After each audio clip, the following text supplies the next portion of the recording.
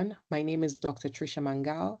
I am an assistant professor in the Department of Banking and Finance at淡江University.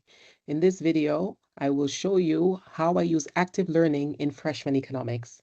This is what I'm going to cover in this video. For my freshman economics class, I aim to provide an introduction to economics. Students will learn basic economic principles that will help them view the world from an economic perspective and develop the ability to solve economics questions commonly encountered in the real world. So I aim for the students to become economic naturalists. What do I mean by that? I want students to go out into the real world, read the news, observe their surroundings, read case studies, and try to relate what they observe to the economic concepts and the economic principles that they learned from my class. So I want them to see economics in everything, mostly everything.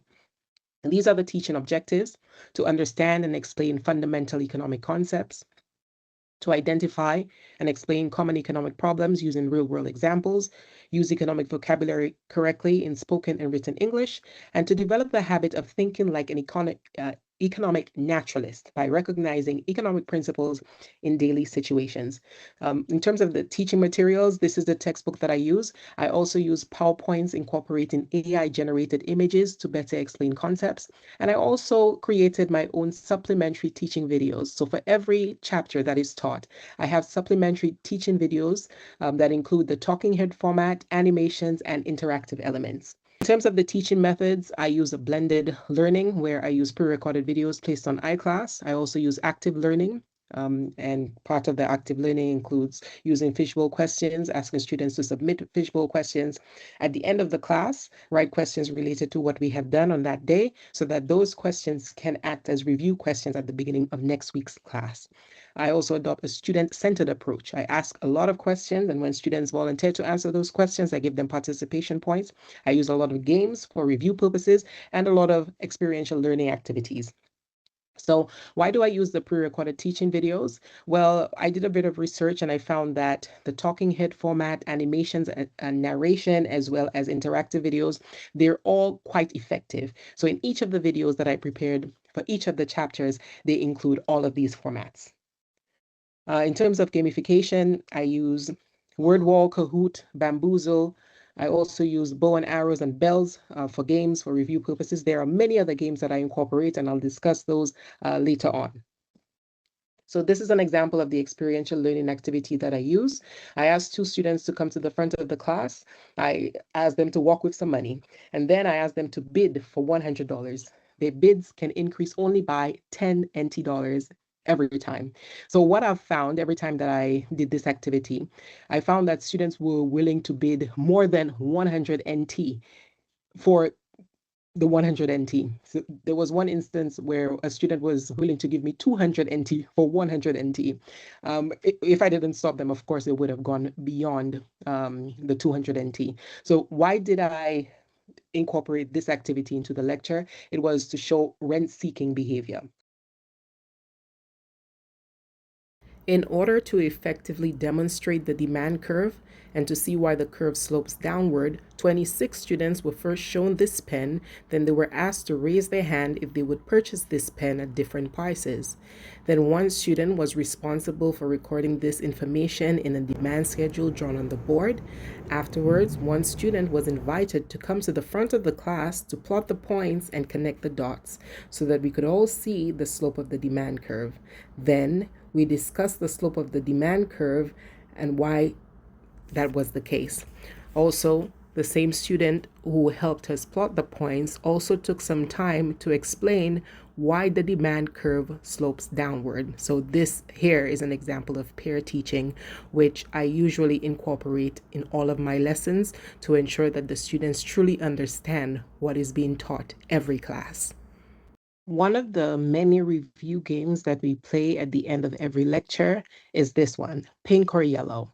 So with this one, the students will be given 2 sheets of paper, one pink paper, one yellow paper. And then I will display some questions or statements. I will read it to them and they can also view it. Then I'll give them a few seconds to think about the answer. Then I will count 1, 2, 3. After 3, they raise the paper that corresponds to the correct answer. So yellow is true and pink is false. So an example of some of the statements or questions that I include in this game, they're all here. Immediately after the students see the statement or the question, when I say 1, 2, 3, I will immediately show the answer. If it's false, then I have a small explanation or a short explanation to let them know why it's false. The name of this game is called Pink or Yellow. Okay, so I'll read some statements. If it is true, you hold up the yellow piece of paper. If it's false, you hold up the pink one. Are you ready? Ready, let's go. All right, the first one. A seller's reservation price is the highest price at which they are willing to sell a good. All right, if it's pink, after 3, okay? After 3, you hold it up, okay? So if it's false, you hold up pink. If it's true, you hold up yellow. Ready? 1, 2, 3, go. Pink, wonderful, good job. So this is another game that I play with the students. It's called Classmates Feud. So we usually play this one before the midterm exam or before the final exam. So I will ask 2 students, 1 student from each team to come to the front of the class. They will stand on opposite sides of the podium. I will give each team 1 bell, and then I will read out a question. After I read the question, then I'll tell them to go. The student who wants to answer the question will hit the bell, and then I will ask them to answer the question. If they answer it correctly, then they get 1 participation point. okay, so we'll go ahead and begin. The first question is, will a change in price cause a movement along the curve? Along the curve. Yes, very good, but you need to put the bell down though. And hands back, let's go like this. Face each other, look at each other, good. All right, the next question is, will an increase in income cause a rightward shift in demand for the normal good?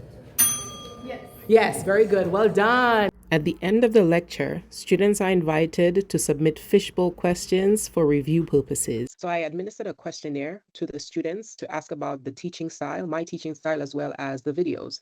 The students overall, they're very happy with the professor's teaching style and also with the videos. In their responses, they used words like good, perfect, nothing to improve, great teaching.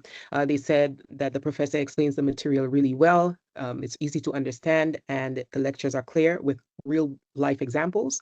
They also like the engaging teaching style. You know, I usually ask a lot of questions throughout the lecture to ensure that the students understand what is being taught.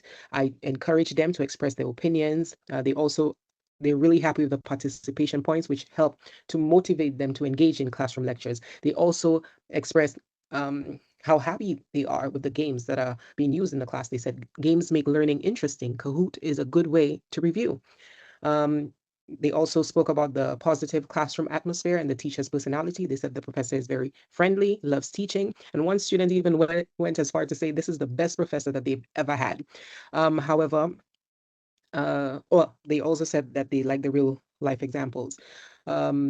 Sometimes the students are unable to catch the words, as it is said here, but they said with the videos, they're able to preview and review. So they're better able to understand. And they also pointed out the pace of teaching. So this is one thing that I plan on working on in future lectures because they're freshman students, you know, they're not used to having those lectures in English taught by a native English speaker. So as a result, some of them, they're unable to keep up with the lectures and the pace of the professor.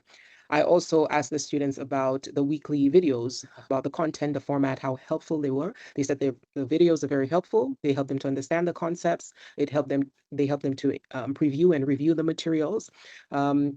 They also said that the videos help them to improve the understanding and performance. One student said he hopes that the videos would continue because he doesn't know how he's going to get 91% again. And he said, I'm a Taiwanese student. I don't know how I'm gonna get 91% again without the videos.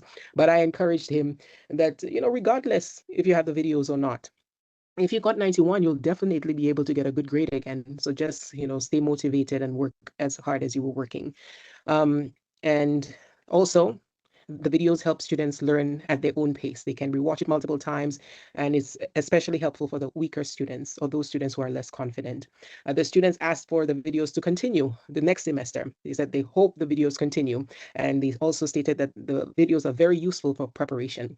So one suggestion that I received is to shorten the videos to probably 15 to 20 minutes, because the videos were usually between the 20 to 30-minute range. So they wanted shorter videos, but that is a bit difficult to do, to cover all of this material in 15 to 20 minutes. But I think we have shorter attention spans, so probably shortening the videos might be more beneficial.